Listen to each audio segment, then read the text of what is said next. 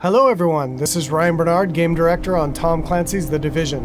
And today we're very excited to give you this exclusive walkthrough where we're going to follow a team of 3 players as they move through the Dark Zone. So here we have our group of 3 agents, Ryan, Megan, and Bronson, and we're going to be following them as they enter this very dangerous area in search of some awesome loot. Ryan is set up as the healer for the group, so he's got support skills loaded with Pulse and Healing Grenade. Megan is DPS, so she's got the Seeker Mine and Sticky Bomb loaded up. And Bronson's going to be taking the brunt of the punishment, so he's got Pulse as well and the turret, so he can keep the attention of the enemies during firefights. After the virus broke out, the Dark Zone was originally set up as a quarantine zone in the middle of Manhattan to contain the sick, but things rapidly went out of control, and there was a massive blackout and the military had to evacuate. They had to leave their most powerful gear and weapons inside the Dark Zone, so this loot is extremely valuable to you as a player. But this also means that it's the most dangerous place in the game. This loot attracts a lot of attention, including other real players. The Dark Zone is a multiplayer gameplay space in our world, which you can seamlessly enter without any loading screens. Outside of the Dark Zone, you can play in teams of up to 4, but once inside, you can decide to collaborate with other agents or betray them, kill them, and take their loot. As we climb the wall to enter, you can see the UI starts to cut out, because once inside the Dark Zone, we lose our connection to the outside world. And this area is highly contaminated, so we can see the players put on their masks to protect themselves from the virus, and then they're set to go.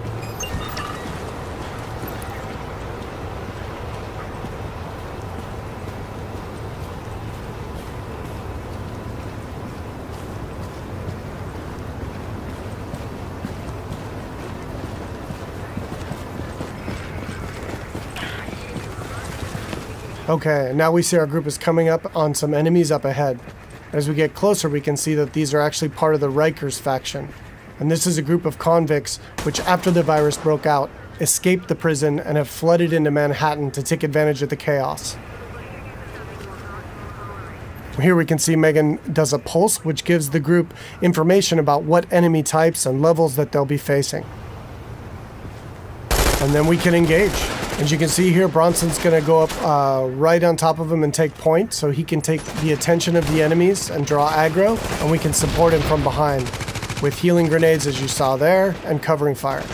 Using covers in the divisions is really important. You're going to be seeing the agents here as they move around flanking the different enemies, moving cover to cover, using height elevation to their advantage, and really trying to make sure that you're not exposed at any time, because when you're out of cover, you take a lot of damage from enemies.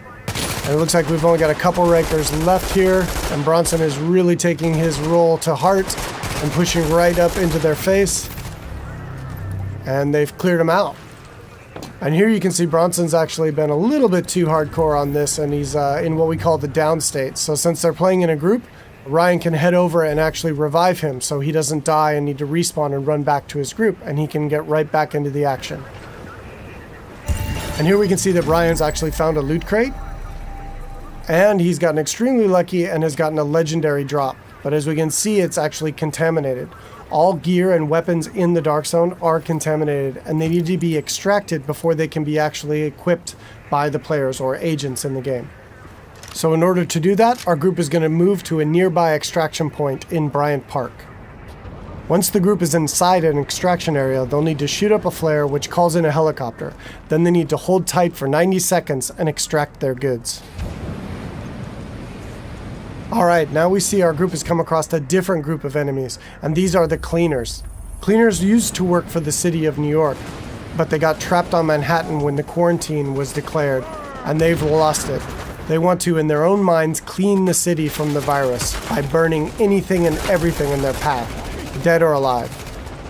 And this group of Cleaners is actually a tougher group of what we call elites in the game. They have much higher health pools and much higher damage output. So our group here is going to really have to work together using their weapons and skills to take them out. Of course, they drop much better loot and give a lot higher experience. We got Ryan seems to have moved up to a kind of a bad cover position here. He's taking damage from the right, and he's got a grenade coming in and he needs to move, and he's too slow. So he's going to need to top himself off with a nice self-heal. Alright, so now we've dealt with the Cleaners and we can move on towards the extraction area. But it looks like our group is not alone, and another group of players is in the same extraction area. In the Dark Zone, it's very important to find out player intention relatively quickly, whether or not they're a friend or foe. But it looks like these two are not interested in engaging, so our group's going to continue on and try to get that legendary weapon out. Extraction detected. Proceed with caution. Another team of agents has actually started an extraction, and our group is going to move to investigate.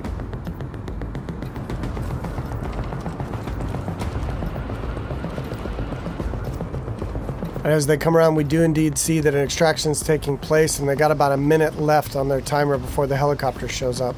But we don't see the extracting team.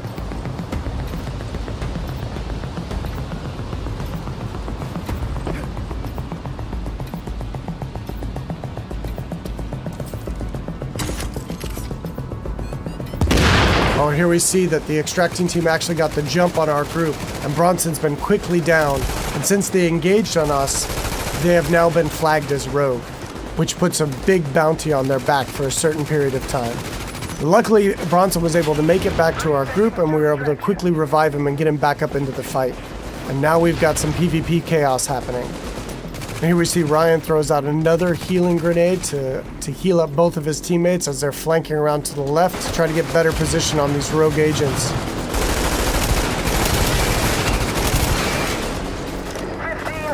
Alright, we see Megan's going to throw out another pulse, which really gives us good positioning on their locations. And here we can see another downside to going rogue in the Dark Zone. They have attracted another group of players, which is helping us take down this rogue group.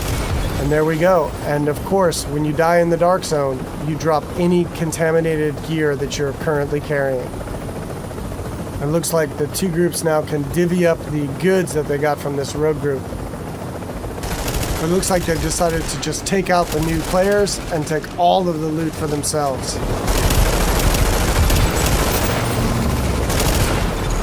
You are attacking friendly forces. Rogue protocol initiated.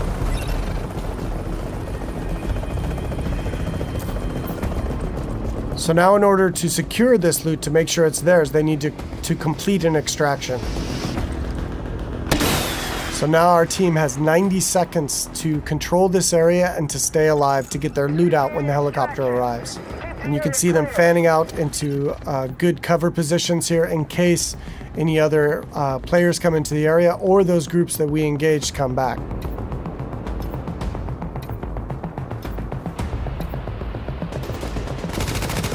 Which it looks like indeed they do. But now we're set up in really good positions here to be able to take them out. Bronson and Megan are laying down damage from the front line, and Ryan is supporting from behind. And again, it's really important in the game to make sure that you're always in cover whenever possible, and that you're not being flanked by any enemies. Here we see Ryan tossing a healing grenade as he runs past Bronson there.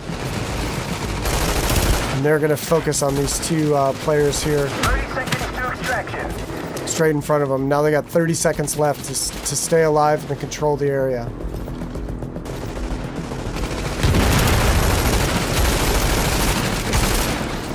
And that was some nice coordination there. It looks like a double kill coming off. All right, and they dealt with the other group yet again, and now the helicopters arrived. So they were able to survive and be able to get their loot out. And we'll head back to their base of operations.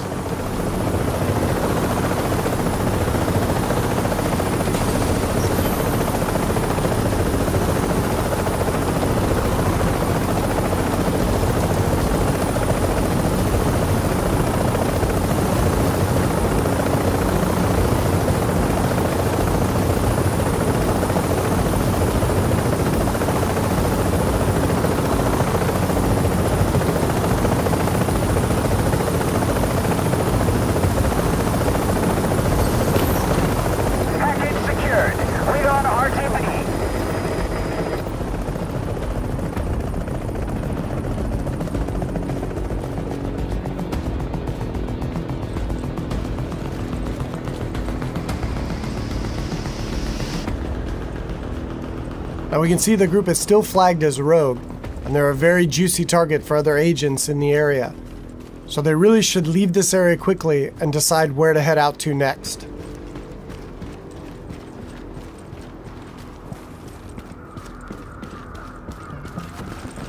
Alright, so that's it for today. I hope you enjoyed a little glimpse into the gameplay inside the Dark Zone of Tom Clancy's The Division.